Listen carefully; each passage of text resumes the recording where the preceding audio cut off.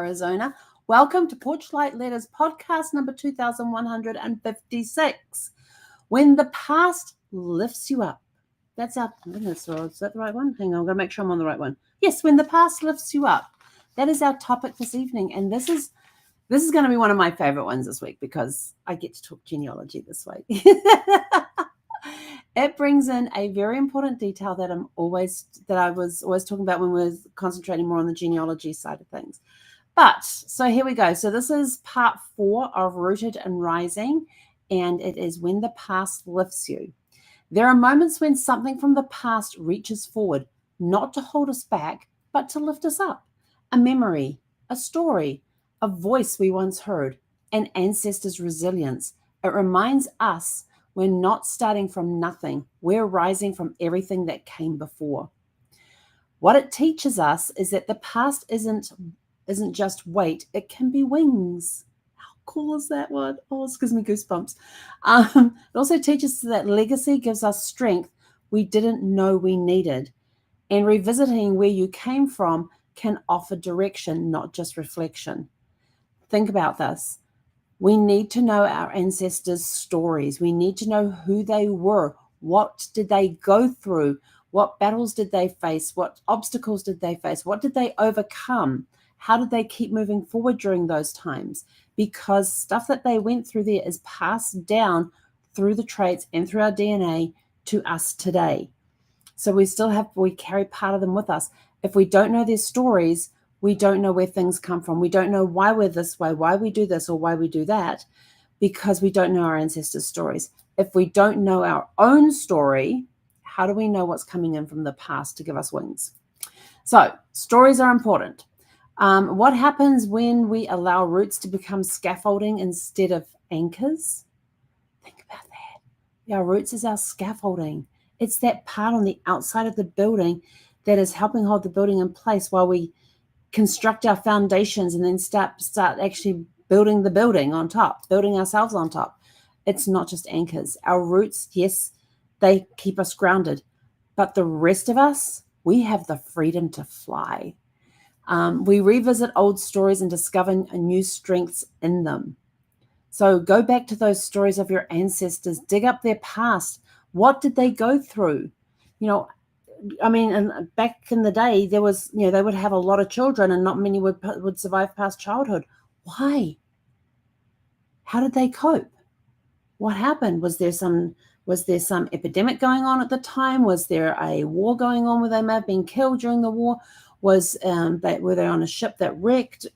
All sorts of things could be right. Was there a disease that was going around that they caught that they didn't recover from? That may not have been a pandemic or an epidemic or anything like that.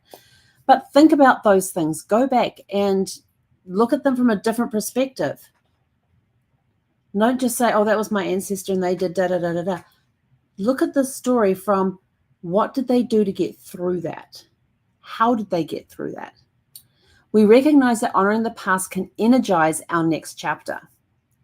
And how we carry this forward, let the past empower rather than imprison you. There are going to be times that you're sort of like, I really didn't like that story that happened back there. I don't know how I'm going to deal with this. Look at it from a different change perspective. Look at it from a different perspective. How can you use that story to empower yourself rather than imprison yourself?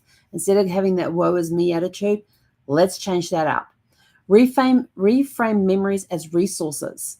So not only your own memories that you can reframe them as resources. Yes, you went through a difficult time. But what did you do to get through that time? Speak the names, tell the stories, let them rise with you. So speak the names of your ancestors, tell their stories, and let them rise with you. Change your perspective on how you see their story. You might get told a story about a third great grandparent or something, and you're sort of like, oh, okay, they did that, da da da da. How did they get? And then think about, well, hang on, they were alive when World War I was on. They were alive when World War II was on. They were alive during this period of this time, this period. How did they get through that? Find the stories, speak their names, tell the stories, and let them rise with you. Even if you never knew them, You carry pieces of their resilience, imagination, grit, and tenderness. Your existence is part of their dream. When you rise, you carry them with you. Whew, I get goosebumps about that. I mean, this is one reason I love researching genealogy. Not only do I get the facts, but it's also digging up the stories. It's not just finding birth certificates, death certificates, marriage certificates, and all of that sort of stuff, and baptismal records. It's not just finding the facts. It's finding the story beneath the facts. The facts are the facts. What's the story? How did they meet? How did your grandparents meet? Was it a first marriage for both? Was it a first marriage or a second marriage? There are lots of those around too, because sometimes the spouse died and the person got remarried. I have a fourth great-grandfather? I think he's either a third or a fourth great-grandfather. I'm trying to remember. But he got married to one woman and they had 5 kids. Then she died. And he's left as a solo parent with 5 children to raise. He then goes and gets married and has a second time and has 6 children with the second wife. And then he dies. Hey, stop the scratching. Sorry. We're still on the no scratching, no licking thing. And so he has 5 children with the first wife. He has 6 children with the second wife. And then he dies and leaves the second wife with 11 children. How did they get through that? How did he get through his spouse passing away on him? Was it, and I'm still trying to find her death certificate so I can find out how she died, because that's good information. And death certificates will tell you how the person died, which is very good for you to find out those details, because there could be a history of, down through the family line of, say, heart disease or diabetes or cancer. That you don't know this until you find the death certificates. But you can, how did my third or fourth great-grandfather get through the fact that he lost his first wife, who was my third or fourth great-grandmother? And then he gets married again and has more children with her, and then leaves her a widow with 11 children. How did she get through all of that? So look at their past. What can you use from the past to help lift you today? Where do you get your determination from? Where do you get your resilience from? Where do you get your imagination from? Where do you get your tenderness from? Where do you get your acts of service from? Where do you get compassion from? They're not just things that you learn. They are things that may have been passed down through generations. And unless you research your tree, you're not going to know the answer to that one. So that's why I love talking about legacy. And remember, we are living our legacy right now. So how we live is what's going to be we're going to be watched by the younger generations, and we're going to be passing that on to our younger generations, our traits, our living legacy today. So keep in mind, how do you want to be remembered?